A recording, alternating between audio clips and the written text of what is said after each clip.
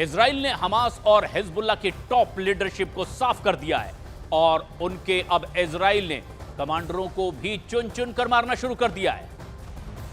Israel ने कसाब को कई टेरर अटैक का मास्टरमाइंड बताया है। हालांकि अब तक हमास ने अपने लीडर की मौत की पुष्टि नहीं की है, लेकिन इजराइल के दावे पर संदेह नहीं किया जा सकता है, क्योंकि इजराइल दुश्मनों की मौत की तस्दीक के बाद ही ऐलान करता है। मौत की नींद सुला दी गई हमास और हिजबुल्लाह की टॉप लीडरशिप इसका पुख्ता प्रमाण है। इस्माइल हानिया मौत, याहिया सिनवार मौत, हसन नसरल्ला मौत, हाशिम सैफुद्दीन मौत, नईम कासिम टारगेट। इजराइल ने अपने सभी दुश्मनों को चुन चुन कर मार डाला है।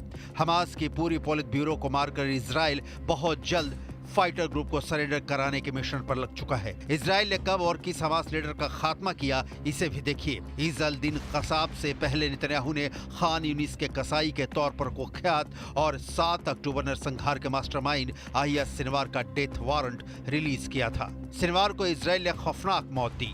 सिनवार को उसकी सुरंग में बारूद से जलाकर इजराइल ने मौत के घाट उतारा। रफा के ताल अल सुल्तान इलाके में मारे गए हमास चीफ याहिया सिनवार की पोस्टमार्टम रिपोर्ट में पर्दाफाश हुआ था कि उसके शव पर गंभीर चोटें आई थी। सिनवार का पोस्टमार्टम करने वाले डॉक्टर चेन कोगिल के मुताबिक उसकी मौत सिर में गोली लगने से हुई है, जबकि सिनवार के शव पर और भी गंभीर चोटें पाई गईं। हमास चीफ सिनवार का बॉडीगार्ड भी ठीक उसी जगह इजरायली सेना के हमले का शिकार हुआ। इजरायली डिफेंस फोर्स के मुताबिक जिस जगह सिनवार मारा गया उससे महज 200 मीटर दूर उसके सिक्योरिटी गार्ड हमास के तेल अल सुल्तान बटालियन के कमांडर महमूद हमदान, जो टॉम के नाम से कुख्यात था, वो भी मारा गया। महमूद हमदान का काम सिनवार की सुरक्षा और बंधकों की निगरानी करने का था, लेकिन वो खुद की जान भी नहीं बचा पाया। इजराइल की सेना के मुताबिक हमास के ये सारे कमांडर गाजा में अलग अलग जगहों पर छिपे हुए थे। इन सब का खात्मा इजराइल की सेना ने अलग अलग हमलों से कर दिया। इजराइल की सेना ने 30 सितंबर 2024 को हमास के नेता फतह शरीफ को खत्म करने का दावा किया। 1 अगस्त को हमास नेता मोहम्मद दईफ को मौत के घाट उतारने का दावा किया गया। मोहम्मद दईफ वर्ष 2000 से ही इजराइल की सेना की हिट लिस्ट में था। इसके साथ ही 31 जुलाई को इस्माइल हानिया की तेहरान यात्रा के दौरान हत्या कर दी गई थी। 2 जनवरी 2024 को ड्रोन हमले में हमास के डिप्टी चीफ सालेह अल अरौरी की मौत हुई, जबकि 10 मार्च को मध्य गाजा के नुसरात में एक सुरंग में हमले के दौरान हमास के डिप्टी सैन्य कमांडर मारवान ईसा को मारा गया। मारवान ईसा मोहम्मद दईफ और सिनवार के साथ इजराइल के लिए मोस्ट वांटेड की लिस्ट में था, और ईसा के साथ ही हमले में हमास का सीनियर कमांडर गाजी अबू तामा भी मारा गया था।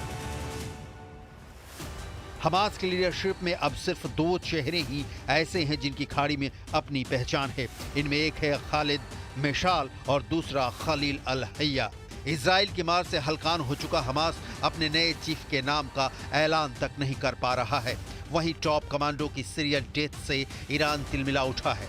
ईरान के सुप्रीम लीडर अली खामनेई ने इजराइल और अमेरिका को नई धमकी दी है। अली खामनेई ने अरब वर्ल्ड से धर्म युद्ध में साथ आने की अपील भी दोहराई है। دشمنان چه رژیم صهیونیستی چه ایالات متحده آمریکا در مقابل اونچه که نسبت به ایران و ملت ایران و نسبت به جبهه مقاومت انجام میدن قطعا پاسخ دندان شکنی رو دریافت خواهند کرد. ईरान की मुसीबत यह है कि उसे तलाशने से भी अब कमांडर नहीं मिल रहे हैं। हिजबुल्लाह के कमांडर ईरान तय करता है, उससे पहले हमास के कमांडर को इजराइल मार गिराता है। जब हमास का चेहरा तय होता है तो हिजबुल्लाह के कमांडर की मौत की खबर आ जाती है। 2 सबसे मजबूत लड़ाका ग्रुप में जारी डेथ ट्रोल ने खामनेई का खून खौला दिया है। मुमकिन है ईरान अब युद्ध में सीधी एंट्री लेकर कुद्स फोर्स को मोर्चे पर उतार दी, क्योंकि फाइटर ग्रुप बिना लीडरशिप के किसी भी दिन सरेंडर कर सकते हैं, जो कि ईरान कभी नहीं होने देगा। उधर नेतन्याहू के लिए मुश्किल यह है कि तमाम दुश्मनों को मारकर भी वो युद्ध का खात्मा अब तक नहीं कर पाया है। ना ही नेतन्याहू आर्मी अब तक इजरायली बंधकों तक पहुंच पाई है, जिसकी वजह से युद्ध और भीषण हो चुका है। डबल फ्रंट पर भीषण लड़ाई चल रही है। हिजबुल्लाह और हमास के ज्वाइंट हमले के जवाब में इजराइल ताबड़तोड़ प्रहार कर रहा है। इस खूनी लड़ाई का अंत किस मोड़ पर होगा, ये बता पाना फिलहाल किसी के बस में नहीं।